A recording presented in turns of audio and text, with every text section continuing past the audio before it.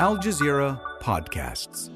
Today, the elephant in the room is a cow. Just to produce a hamburger, beef burger, requires 3,000 liters of water. The food sector is 30 years behind the fossil fuel sector in terms of addressing it as an issue.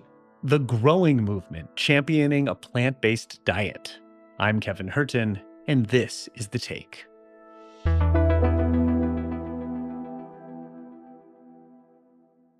They say you are what you eat, and most people, myself included, are omnivores.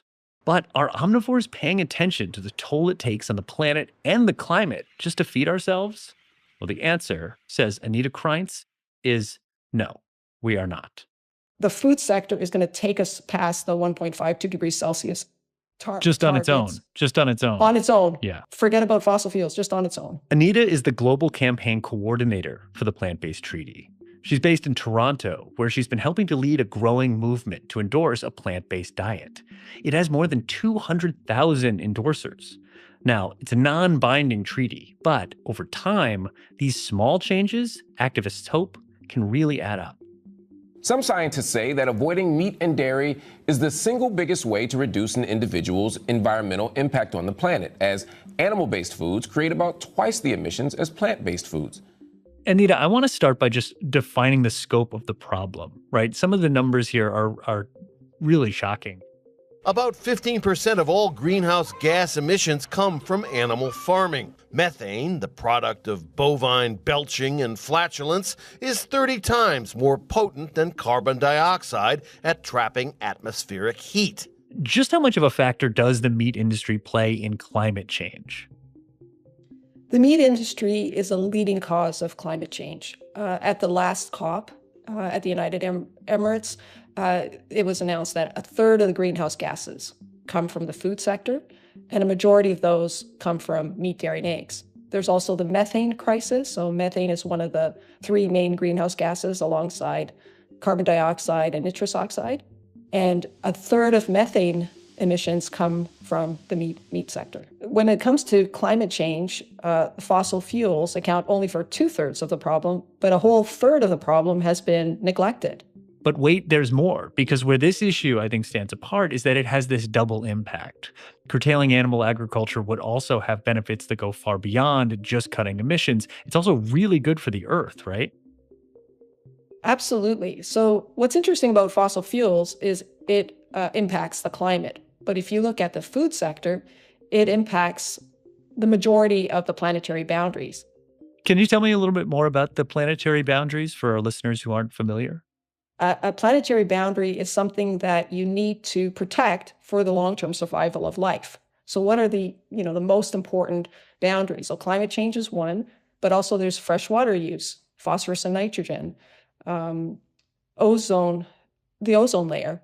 6 of the 9 boundaries have already been breached, mainly because of animal agriculture. According to a new study, human activity has now gone past 6 of the 9 planetary boundaries that are important for maintaining the stability and resilience of Earth as a place conducive to human welfare. And land use is, some people say it's the number one environmental issue. So, for example, if you look at all the farmland used to grow food for humans and animals.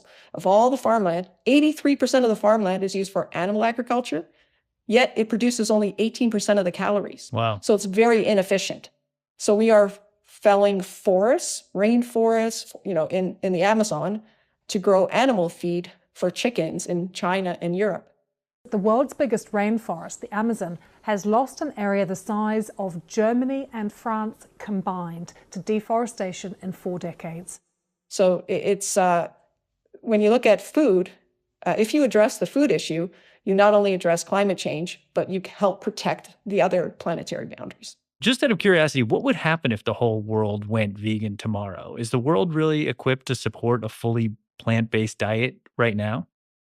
Yes, because think about how many people live on the planet. Is it around 8 billion? How many farmed animals live on the planet or are killed each year? What would you guess? How many farmed animals are killed each year? Or yes, that live on the land. We're not talking fish and marine species. Let's say 10 million. Or you were a billion, you mean? Or? A billion, sure. I have no frame of reference at all. Yeah. Okay. So there are way more farmed animals on the planet than humans. So there are 8 billion humans, but there are way more farmed animals. So like 92 billion farmed animals. So to answer your question about what would happen, we would no longer have to feed 92 billion farmed animals each year, and instead could focus on feeding all humans, so that there wouldn't be, almost a billion people that are hungry every year. We could reforest. So we could reforest 3/4 of farmland. So currently, and I'm sorry to use so many figures, but this one is an important one. That's what we're here for. Okay. So there's globally 4 billion hectares are used for farmland. 4 billion hectares. A large part of the Earth's surface is used for farming. So animal feed and grazing land. 4 billion. If everybody went plant-based, we would only need 1 billion. Wow. Can you imagine reforesting 3 billion hectares and feeding everyone? So, and there, because right now there's more farmed animals than wildlife by weight. It's really heartbreaking and tragic. Wow. So like we could then bring back biodiversity and have carbon sinks. As you mentioned, like if we could reforest the Earth, we would have a much bigger carbon sink and could address the climate crisis that way as well. Man, it sounds like the solution is right there in front of us. Exactly. Okay. We wanted to learn how Anita and others are cooking up ways to start implementing their solutions around the world. In Barcelona, Juan Pablo Casadiego coordinates the plant-based treaty. He's made a plant-based diet his life's work.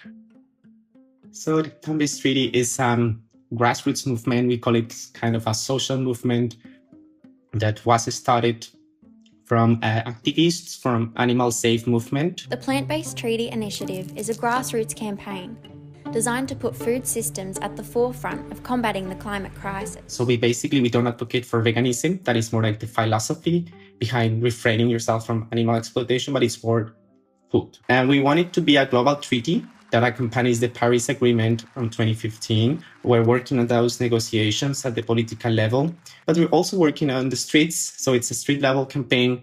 And what we do is to generate pressures on governments, politicians, the councillors, each of our cities. So you as citizens can endorse the treaty, say, okay, recognize that animal agriculture is a major driver of climate change. And you somehow personally also commit to a change, if you can do it. Our COP29 demand is very simple. We are asking nations to begin negotiating for a global plant-based treaty to add to the UN Paris Climate Agreement to address 1/3 of emissions from the food systems. So we have, at the moment, around 30 cities around the world starting to take political action and regulations to transform their food systems. We ask you, the LA Council members, to make history again to help reverse the climate crisis by voting yes on this resolution. Along with Los Angeles and Barcelona, other cities include Amsterdam in the Netherlands and Edinburgh in Scotland. So, how does it work? It's not like all the restaurants in the city will suddenly go vegan overnight. Policies need to adapt to people's culture and habits. But for example, what we have done and we have pushed for is small changes. And this is a transition.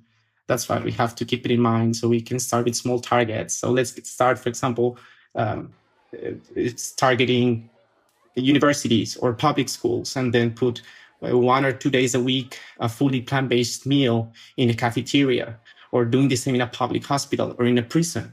So in different organizations, we can start promoting diet. Then if you have, 100 public schools in New York and then 100 in Los Angeles, Barcelona, then it's a big change in the end. And also we need a lot of money to do the change.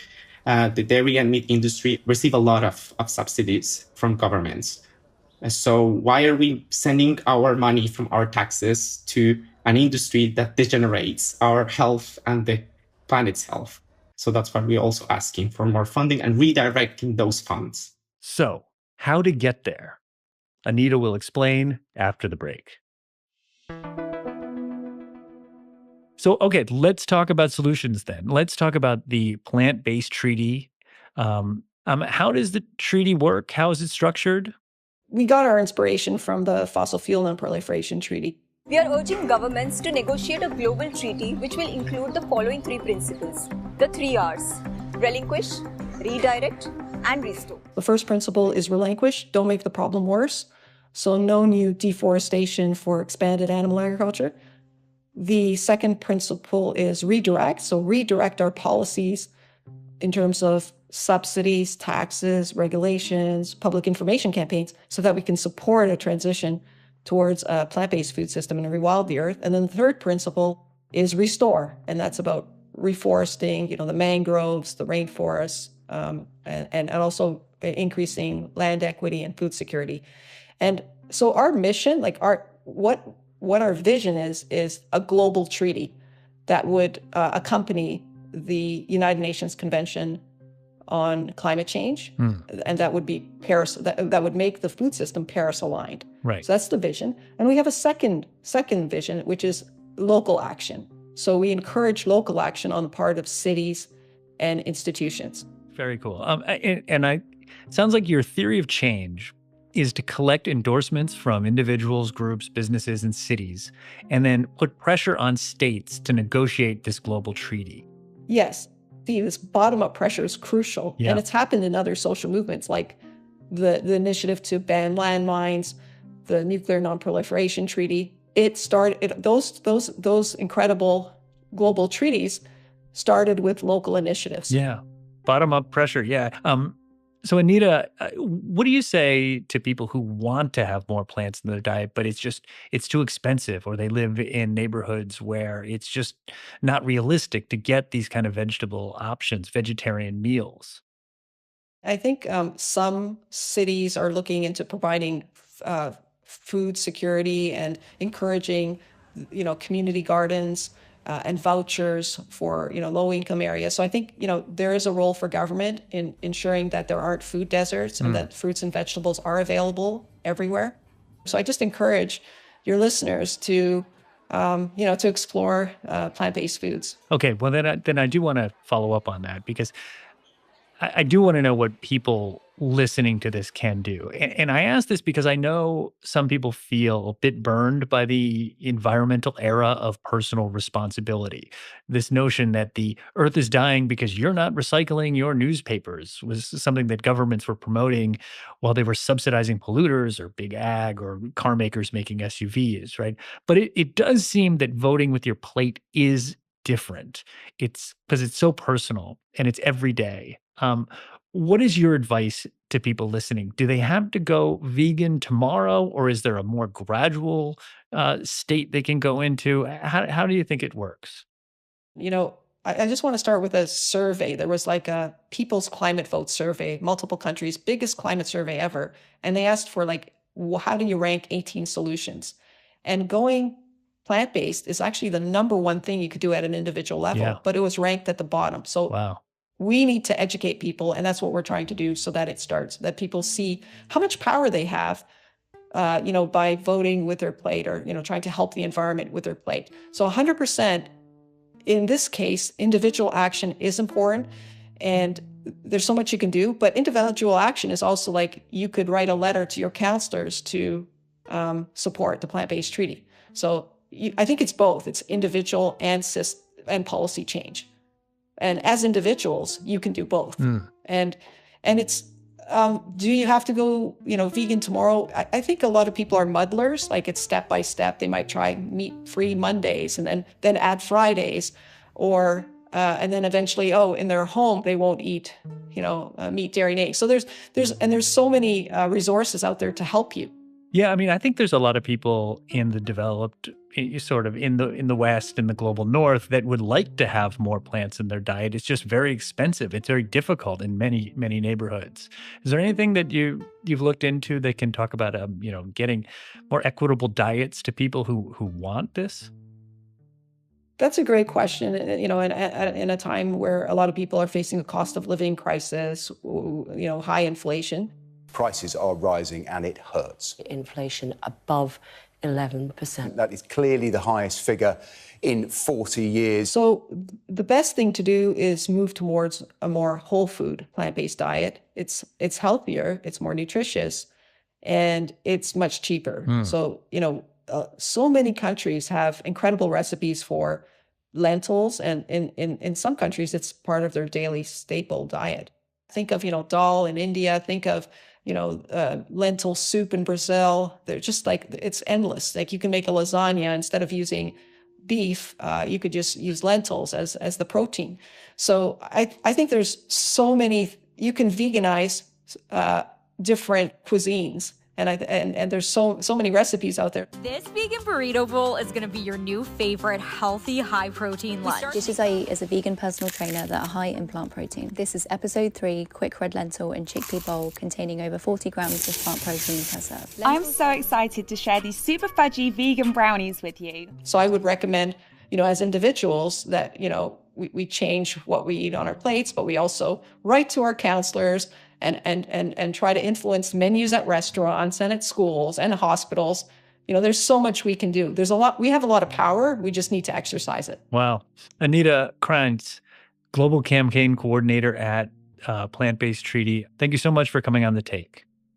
Thanks so much, Kevin. And if you don't mind, please endorse the Plant-Based Treaty on our homepage, plantbasedtreaty.org, and I invite all your listeners to endorse it. And that's The Take. Now we want to hear about you. What does your diet look like? Have you ever thought about going plant-based? Oh, and while you're at it, if you're short on time, but you still want to check out the highlights, look at our YouTube shorts. We post quick clips with the best moments from our episodes that you won't want to miss. And it's a great way to stay connected. So check those out, and we will see you tomorrow.